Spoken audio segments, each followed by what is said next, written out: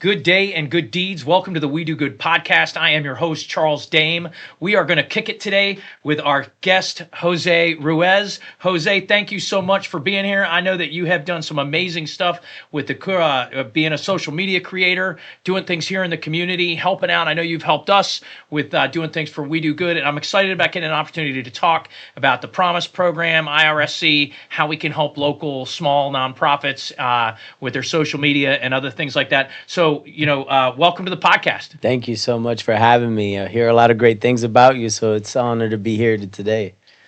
Oh, man, I greatly appreciate that. Hopefully I can live up to about half of those things you've heard about me. So listen, tell me a little bit about IRSC and the Promise Program. Let's kick off with that and what you did here recently for that and what it's about. Awesome. Well, that's a great topic to discuss right now. It's definitely the hottest thing to talk about because a lot of kids coming out of any San Luis County public school can have the access to the Promise Program that IRSC does have to offer. So the good thing about it is all you need is little as a high school diploma. You can register online, and if you graduated in any public schools that are in San Luis County, you get approved. So the good thing is that it'll cover up to 2 years for tuition. As far as like the education wise, 2 years of tuition is covered in the Promise Program. Correct. And this must be incredibly powerful for the different communities inside of St. Lucie. Of course, it's been a major impact, especially being this year. There was a graduation with a lot of the graduates coming from the Promise Program that are local students, and seeing the graduation come to a success, being that this program has only been in place for the last 2 years, it's pretty great achievement to see now in the public school education, to see how many people are graduating now with a AA degree. Yeah, that's what I was going to ask you is like on your end of the fence, what have you seen as far as the impact locally in the community with the program? So I think it's important not only just in the education standpoint, but then also in an achievement, right? A lot of people don't really know much of the collegiate stuff, but they really want to be able to be prepared to go into college with some sort of, skin in the game. And the education level with an AA degree, it allows you now to start pursuing more of like what you're passionate towards, because sometimes it's just it covers like the education side of mathematics, English, and all the basic stuff to get you enrolled, but then most of the things that people want to focus on, which was degrees, like if you want to get a minor or a major degree in law enforcement or nursing, now you have access to it without having to expend so much on just a regular AA degree. Oh, that's phenomenal. Do you know if it covers the fire department program that's out there at IRSC? So I know those are a part of like the workforce programs, which is good with certification. I'm not sure.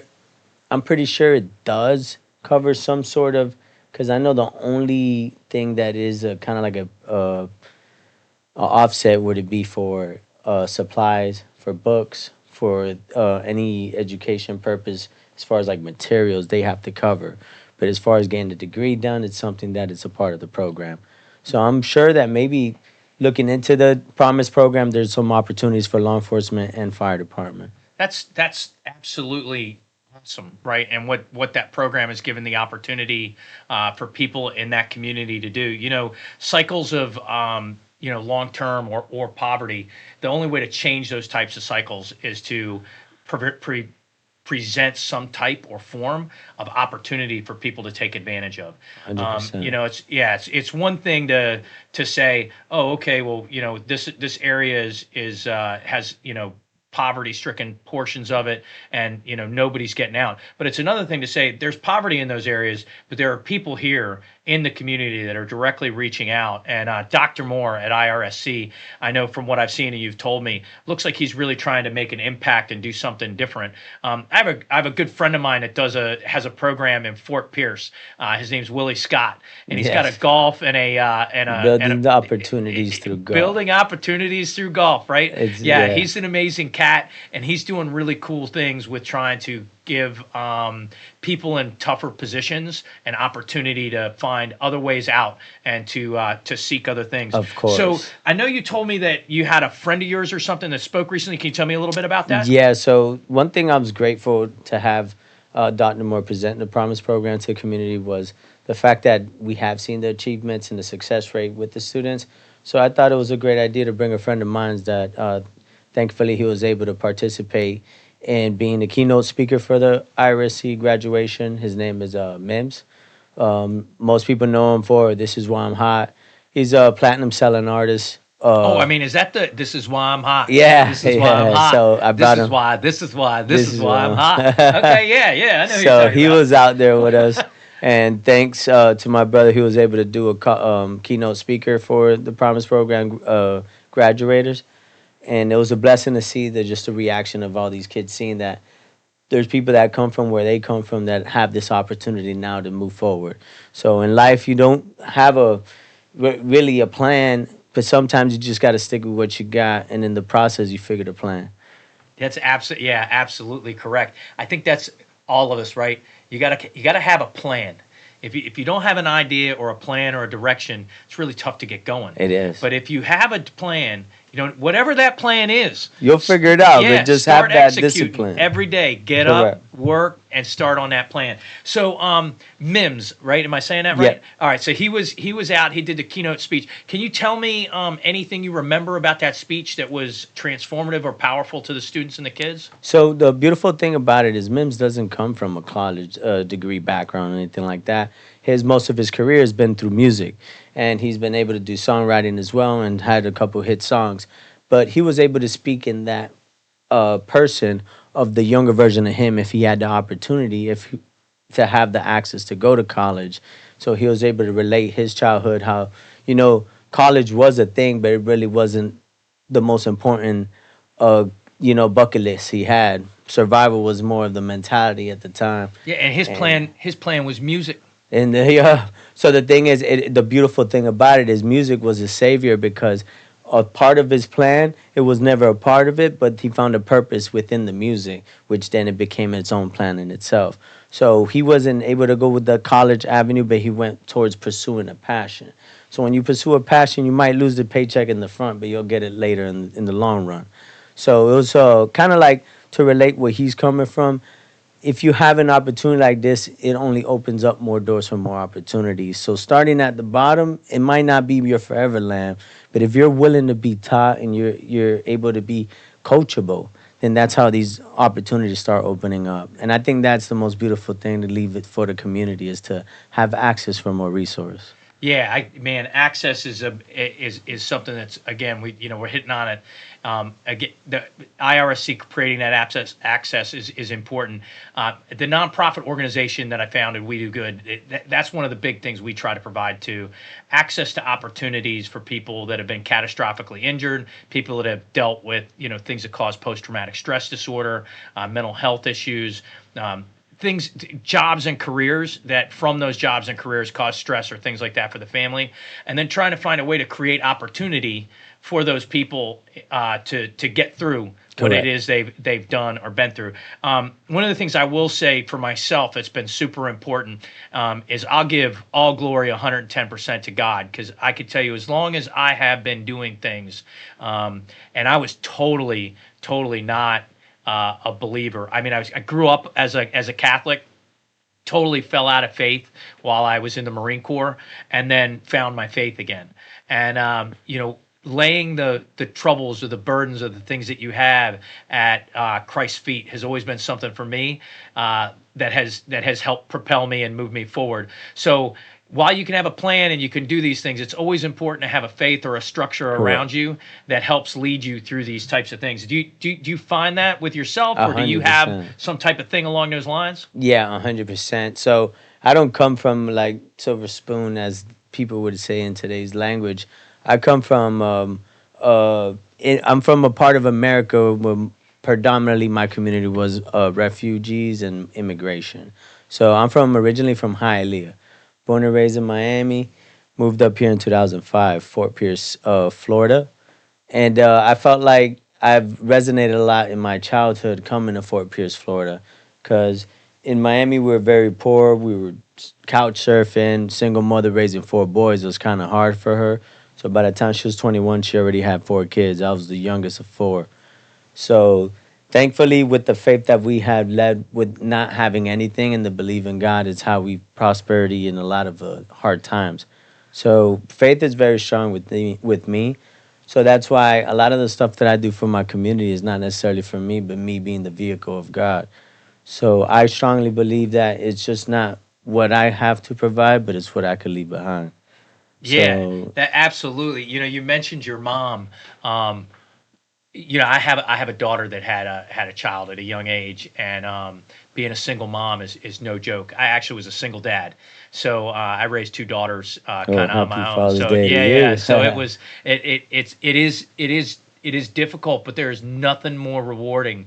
Um, Tell me, it's a little off what we were going to talk about, but tell me a little bit about your moms, because any woman that can raise four boys, right? You said, Yeah, yeah, and do that, and you're the youngest of four, and she's done a great job, yeah. right?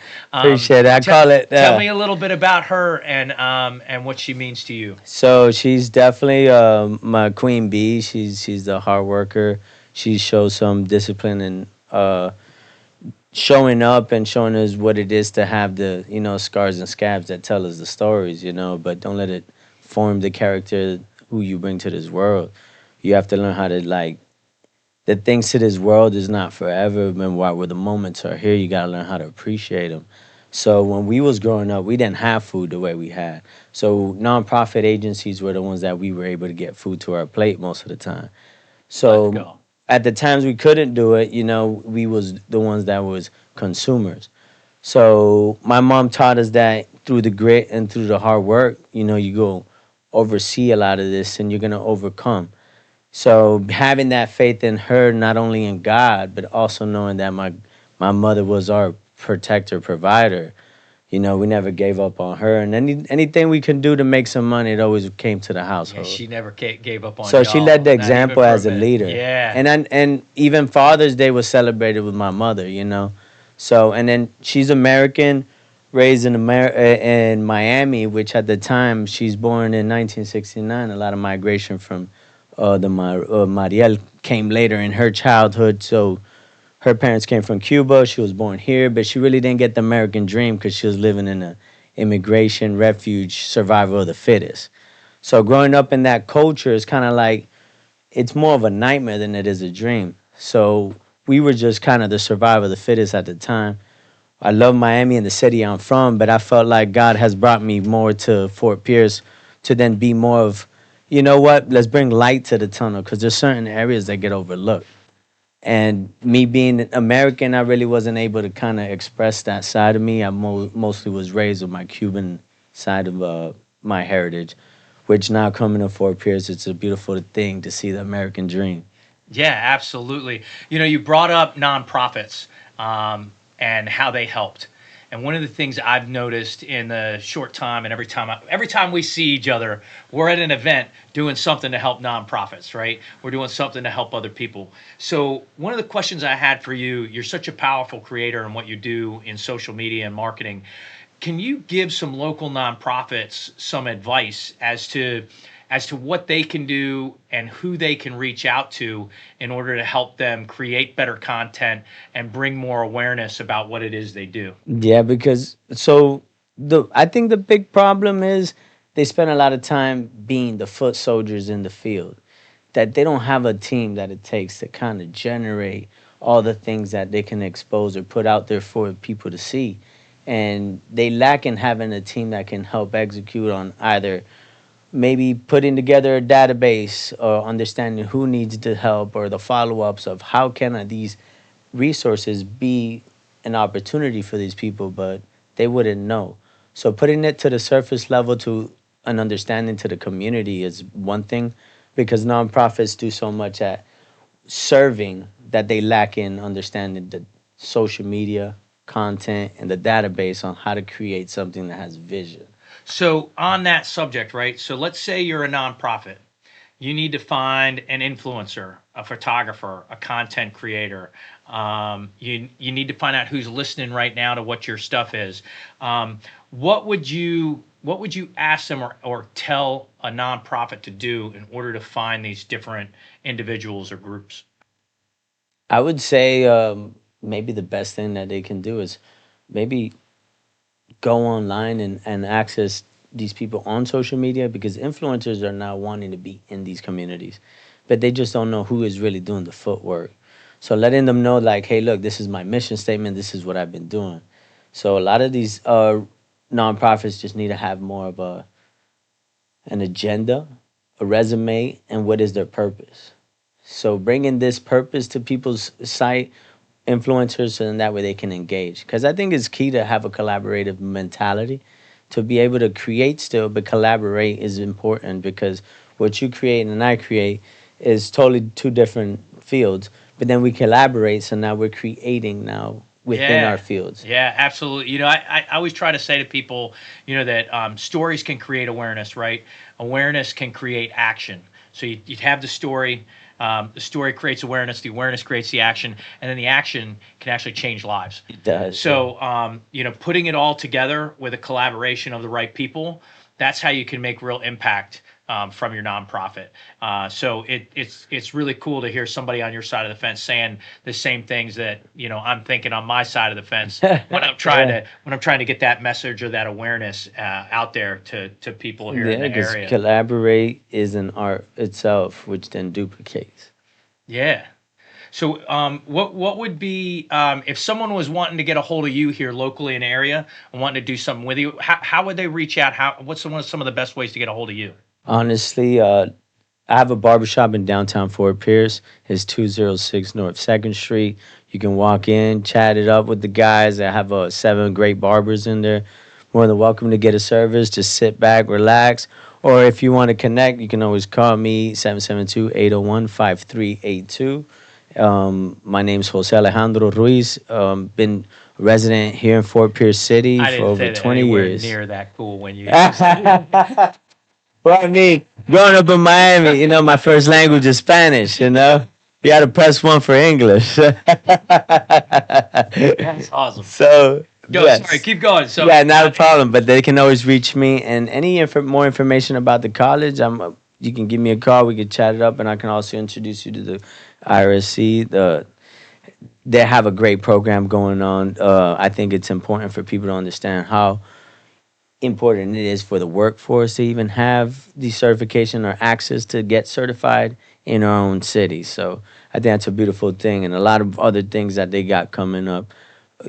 I'm available for the people to reach out to me, but I'm mostly in Fort Pierce, Florida. I do everything. We have events coming up where we do a Christmas in July coming up. July 25th is let's go. so we start collecting now either toys or school supplies, whatever you want to bring as a gift. And then we also do a barbecue.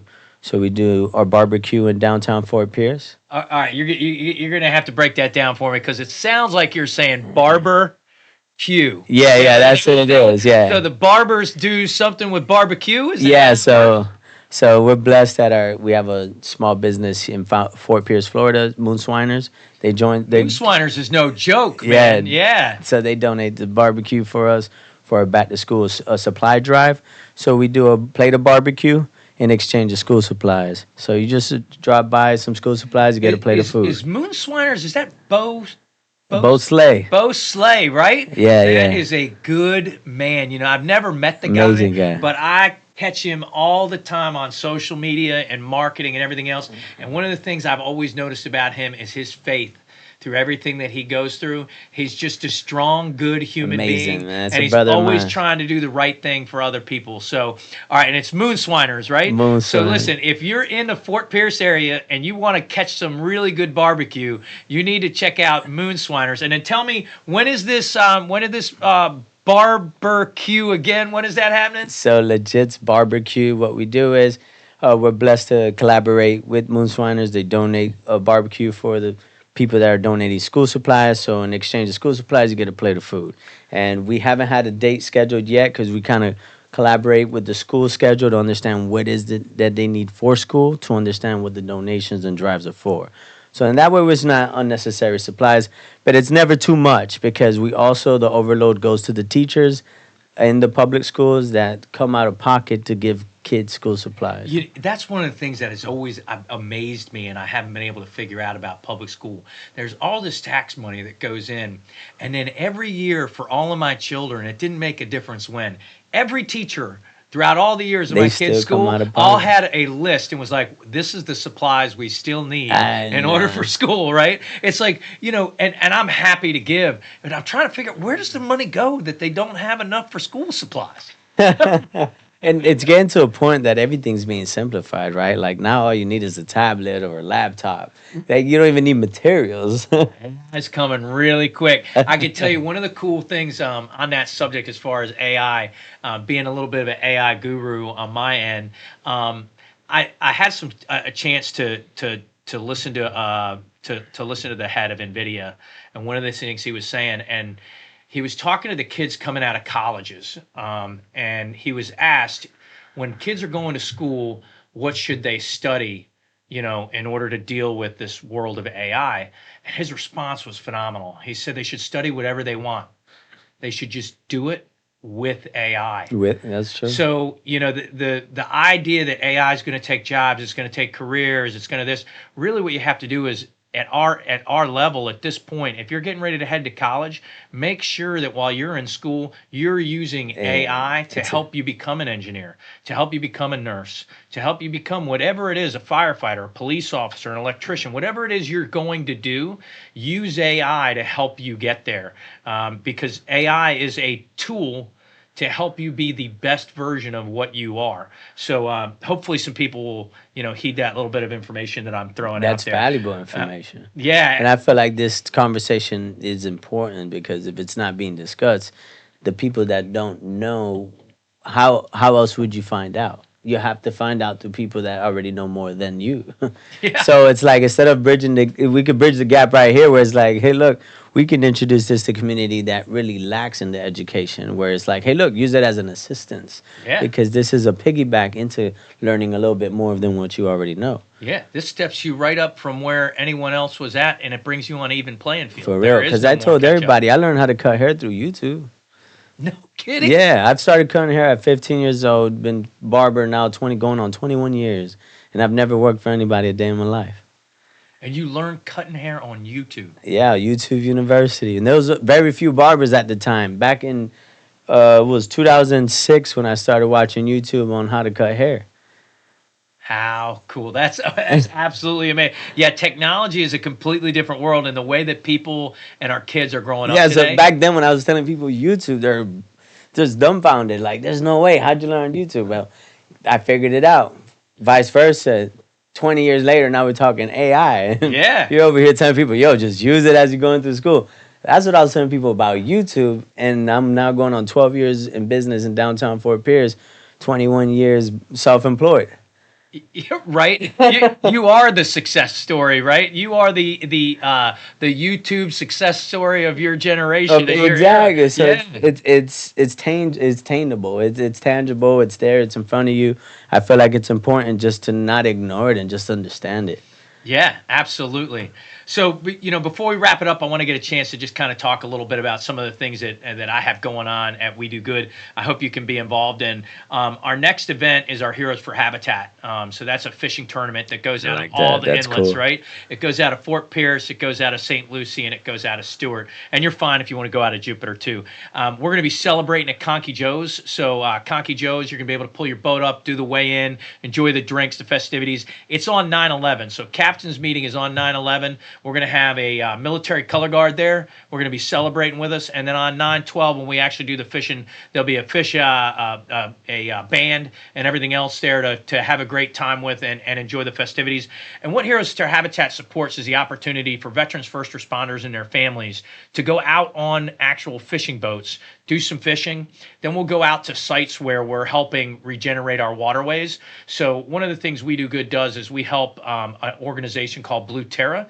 And Blue Terra actually plants things like seagrass, helps our waterways and clarifies our water, does shoreline restoration, among many other things. But what we do is take the veterans and their families out and we teach them about it, show them the projects that are going on. Then we go do some fishing, some snorkeling, have a good time, and work on our mindset. Tons of fun. And then we have an equine program that's going to start back up. Our last one is on coming up here on Saturday. But after Saturday, we start back up that same 9/11 weekend. That Sunday on the 13th will be our first day back to horse-centered wellness. And that's an opportunity to come out to Summerwood Stables if you're a veteran or a first responder with your family and get some time one-on-one with some horses, do some grounding, do some brushing of some horses, Cool. hang out with them. It's amazing what horses can do to help you connect the nature of them. They can sense a person's heartbeat and the rhythm of their heartbeat from 4 feet away. They're a fight or flight animal, right? Yeah. So they're used to understanding, wait a minute, is this thing trying to eat me or is this thing trying to hang out with me, right? Yeah. So what horses can pick up on from human beings and your heart rate and all that other kind of stuff and what it can transfer onto you is absolutely phenomenal. So it's really cool to be able to do those different types of things. So if you have an opportunity, can you tell me some ways you might want to get involved with a couple of these events and what we're doing? Well, that sounds amazing. I know for sure we do work as far as like the water programs with a nonprofit. It's the Marine Waterway Cleanup, Okay. MCI, I believe. Yeah. So we work a lot with them in Fort Pierce, cleaning up the Taylor Creek, trying to get that creek all cleaned up. Also, she does a lot of fundraising and helping the programs to clean the waterways, education on how to keep the natural habitat going as well. So definitely, I would love to be able to come to these events and help support the fishing as well. I'm a huge fishing fan. Oh, of cool. course. Yeah, I like fishing. Maybe I'll be up there September 11th, huh? That's the Yeah, day? so the fishing we do inshore, offshore. So we'll do like snapper, grouper. We do sea trout, amberjack. I think we're adding dolphin this year. Cool. To it, and so it's pretty cool. So there's an offshore and there's an onshore division, and I think we're adding a kayak division again That's this year as cool. well. So Yeah, I'd love to know more about that. That way, there's ways we can get involved for sure. Yeah, that's really awesome. Well, Jose, thanks so much for coming out and being part of this opportunity to It's talk been an about honor, things. yeah. It was really cool to talk about the Promise program. It's a promise that opportunity shouldn't be determined by its zip code, right? It's a promise that every student deserves a chance. It's a promise that education can still change lives. And to everyone listening today, whether you're a parent, a student, a veteran, a business owner, an educator, a community leader, let's get involved. Let's do Let's it. support our local nonprofits. Let's support our local education. Let's support IRSC and the Promise program. And let's do the right thing, because you know what? There's nothing better than doing good deeds. And when you're a do-gooder, it always comes back on you and those that you help. So For sure. thanks a lot for being here with me today, Jose. I appreciate your time. Thank you. I appreciate being good with you. Yeah, absolutely. And we look forward to the next time. And until I see you again, make sure you're out there doing good deeds, everybody, because it always comes back to you. Take care and God bless.